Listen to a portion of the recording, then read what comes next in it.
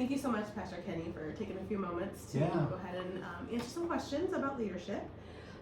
So, how did you get into a leadership position?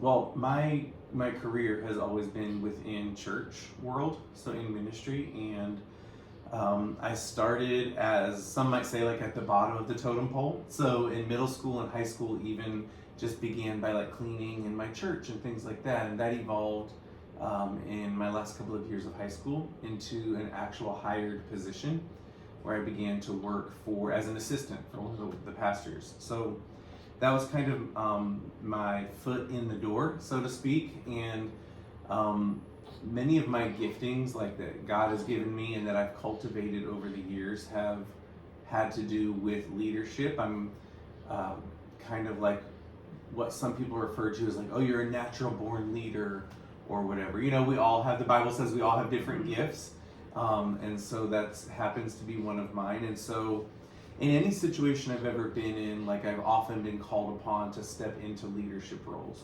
So that can be, you know, as a high schooler, I was asked to like lead a little kids choir for Christmas time.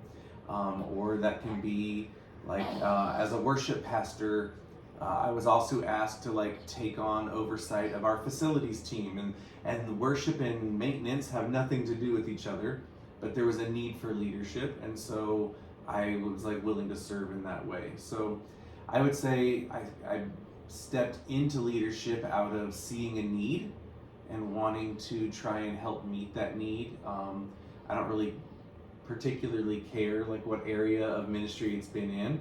I ask God not to have me serve with children or students, like youth group, just because I don't have a ton of patience for that. I like this guy. And of course my wife and I, we have our own kids, we love them dearly, but that's just not an area of my gifting. But anyway, yeah, I just stepped into leadership kind of naturally, and I would say by seizing opportunities. Like when my bosses, the people who I work for, see a need within our church or our organization, and they think that I could be a part of that solution, then I'm willing to help. Awesome. Yeah. So, how does a typical work day or work week look for you? Okay, so typical work day or work week for me is all over the place. Where I'm currently serving at our church, I am the worship pastor. So that means I'm working on the schedule of musicians and production people who serve at all 4 of our locations. So every month where those people are serving, it means I'm selecting the songs that we're singing, I'm selecting new songs that we're learning as a church. I'm pastoring those people, meaning when they find themselves in crisis or if they've got prayer needs or whatever that may be, I'm counseling with those people and pastoring and being available to them. But then also, you know, I lead our service planning team. So all of our services that take place, I lead the group of people who plans those. We actually review those, much like a sports team reviews the footage from a game that they've played. We review those things and try to see how we can better serve our church and our community through our services. In addition to that service planning team, I lead our communication team. So anything that we put in print, or anything that gets announced from the platform, or anything that goes out on social media, that comes through me and my team. So I lead that team. And then I also lead our facilities team here that's responsible for maintenance and housekeeping at all 4 of our locations and our daycares. So a typical day looks like, well, a ton of leadership, funny enough. It's often assessing situations. You know, if we've got a clogged toilet, and if we've got an issue with an order that hasn't come in for our production team, and if we're trying to figure out like what the communication plan is for promoting Christmas, like all of those things are all over the board, but it's assessing like what's the most important right now, leading that team, giving them direction, kind of empowering them and deploying them so they can go do a lot of the things that need to get done, and just keeping all those plates spinning at once. So no 2 days look the same for me. There are often a lot of different tasks, but my job looks a lot like keeping the trains running and just managing those different teams that I lead. So how do you take time for yourself? Professionally or personally? Both.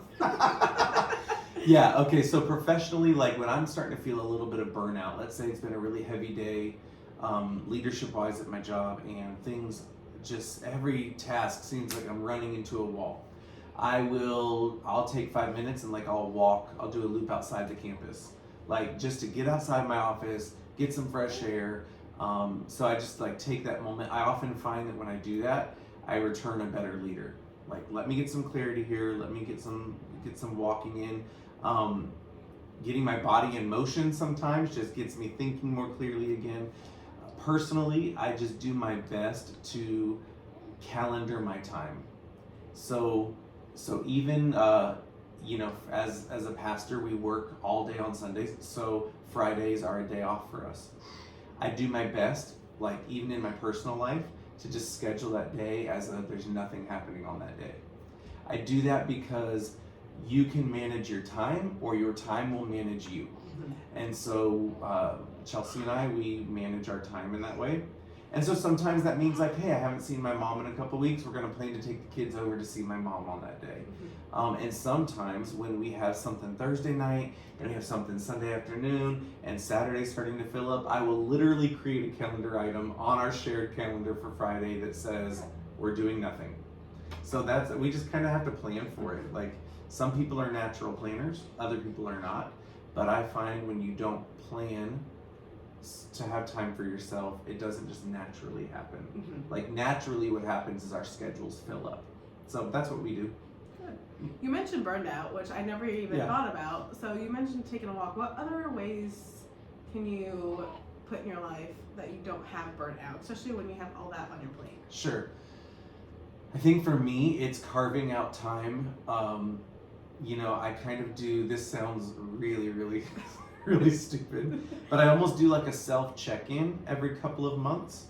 And I'll put an hour on my calendar where I'll sit at work and I will evaluate the tasks that I'm responsible for, the teams I'm responsible for leading. And I'll do like a self check-in. I will literally go, okay, how are you doing leading that team? Are you meeting your goals in that part of your job? I look for indicators that show me as a leader that I'm not either performing like I need to, or my team's not getting what they need from me. And often if I will identify early on areas where I'm not succeeding or where I feel like I'm failing at, that will be an early indication that if that goes unchecked, I'm gonna burn out in that area. So I try to be proactive instead of reactive. Looking for those areas where I might start feeling like really tired, or like I'm lacking in energy to do something. Or maybe I have a reoccurring task that I do every week or every month, and I find myself putting it off. I find myself avoiding it. Well, there's probably like a subconscious reason behind why I'm doing that. And so I just get to the bottom of it and address it quickly before it grows into something really big. So those are some of the efforts that I make to prevent burnout. I also stay in just really close communication with my boss. I have a manager, and then I have obviously like my lead pastor, that's my big boss. But I stay in weekly and monthly communication with them. I email them weekly, once a week, just updating them on the tasks I'm working on, the projects that my teams are accomplishing. And so that helps keep them informed too. I would say communication to myself and to my bosses helps me prevent burnout. Good. Yeah. Those are some awesome tips. Thank you. So what has been one of the greatest challenges being in a leadership role of everything you've been doing? Sure. I was told by one of my mentors years ago, like, people are people everywhere you go. Sometimes as a leader, you can get really frustrated with the team of people you're leading, whether they're staff members or whether they're volunteers. And sometimes it's easy to think, particularly in a pastoral role, it's easy to be like, I'll just leave this church and go to another church. But the truth is, people are people everywhere that you go. And so it's about learning to regulate yourself when you're frustrated with the team you're leading, and really learn to mature in your leadership by asking, like, man, I keep butting heads with that one employee or that one volunteer. What is it that they need from me as their leader that might be different from what the rest of the team needs from me, that would help us get on the same wavelength and help us communicate in the same style? So I think for me, some of the hardest things about leadership would be just the work that it takes, the effort and the energy it takes to view each person you're leading as an individual. And then I would, so that you can be dealing with difficult personalities sometimes, that can be hard. Mm-hmm. But I would say that another thing that comes to mind would be the weight of leadership is a very real thing. When you are responsible for leading other people in a professional setting, like they're earning their paycheck under your leadership. And so if you're not leading them well, or if they're a difficult employee to manage and you as a leader can't get that figured out, there's potential there that they lose their job, they lose their income, they lose the way they're providing for their family. And I would say that's a weight of responsibility. In my occupation as a pastor and as a manager in a church, there's also a spiritual component to the leadership that I give. And so I feel that weight, that responsibility of praying over my team, praying over the volunteers that I lead at our church, looking out for them in a spiritual sense, like are they growing in their relationship with God? Are they developing in their spiritual leadership of themselves and others around them? So I would say the weight of leadership can be pretty heavy at times. So since we talked about the difficulty, what's the greatest reward you've had seen so far? Oh man, seeing people grow, seeing the light bulb come on. If it's a volunteer worship leader that I have here on the team, and I've been talking with them recently about like how important it is as leaders on the stage when we're leading worship that we're not just leading. See, he gets it. We're not just leading with our opinions, but we're leading with scripture, right? So that's a concept I've been working through with our worship leaders that are volunteers.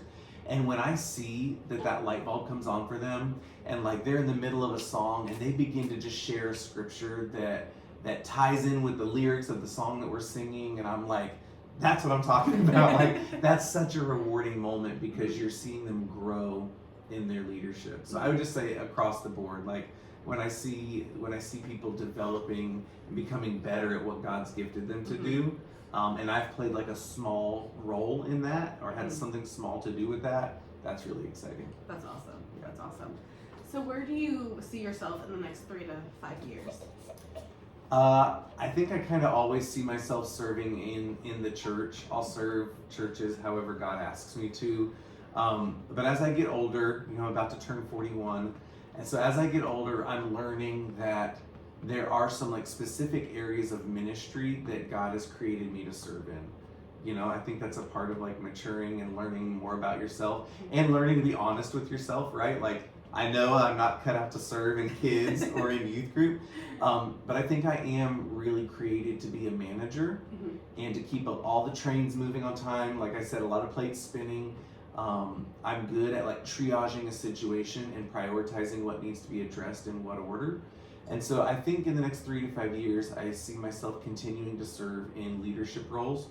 I don't ever want to be the boss. I don't ever want to be the number one guy. I know about myself that I'm not big on like vision or creating ideas from nothing. Like that's not my gift set. But what I can do is I can execute. I can take my boss's dream, vision, and I can help make that a reality. I can carve out a plan. Here's how we take this from concept to reality. So I see myself serving in churches, whatever role that looks like. It'll have a strong leadership component to it, helping lead teams. But that's what I feel like I was created for. So that's the plan. Awesome. Awesome. What quality do you think a leader has to have in order to succeed? Ooh, what quality does a leader Or need qualities. to have?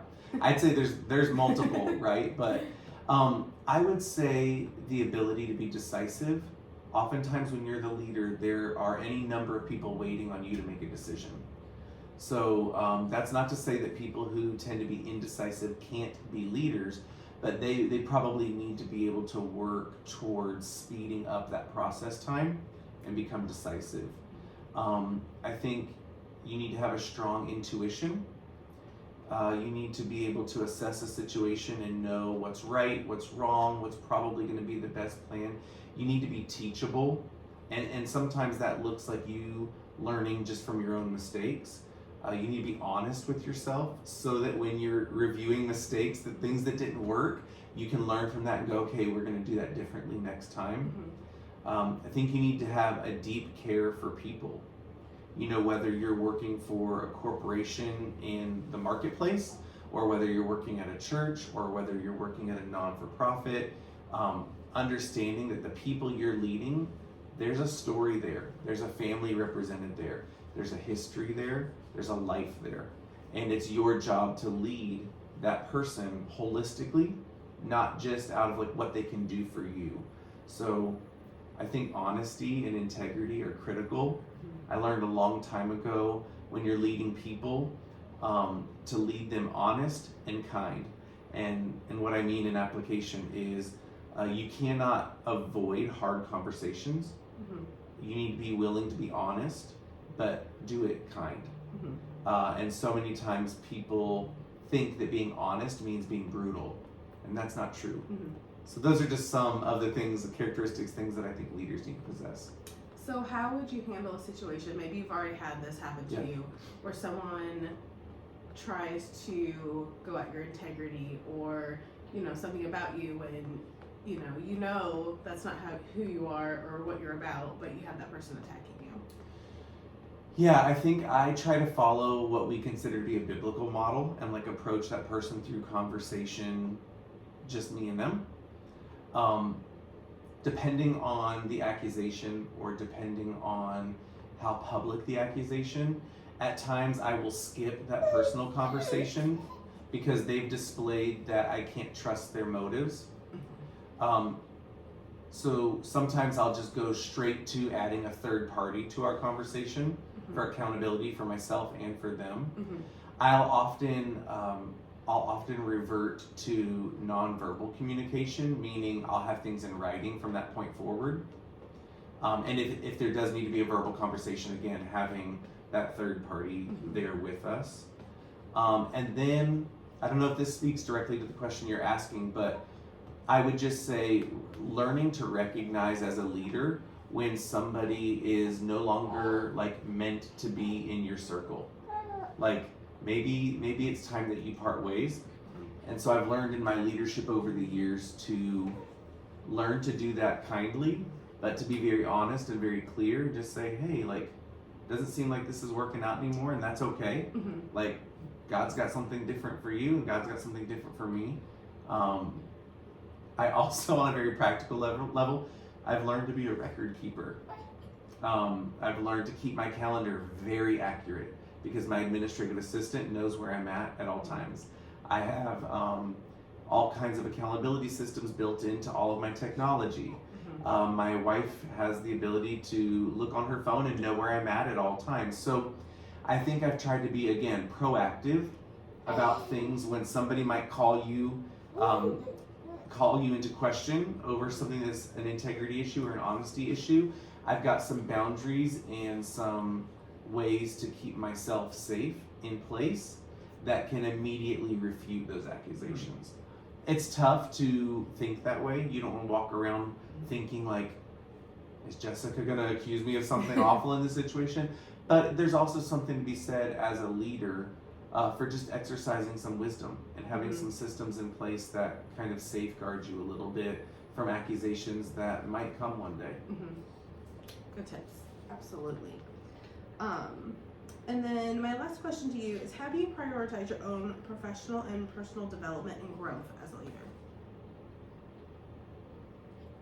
I think it's goal setting, sharing those goals with the appropriate people, and allowing people permission to hold you accountable.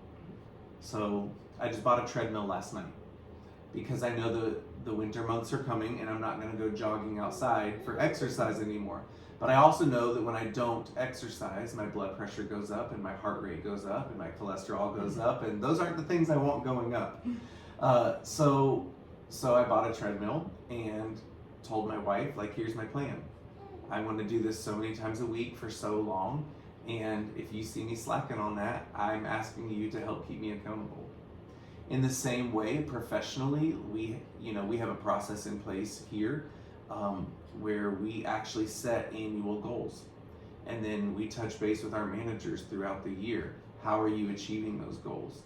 Some of those goals even weekly. I have a weekly system. I mentioned that I email my boss every week about things that are going on.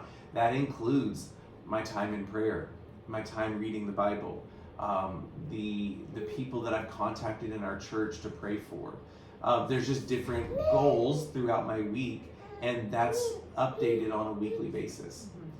So I think it's just about setting those goals, keeping them in front of yourself, and having the right people keep you accountable.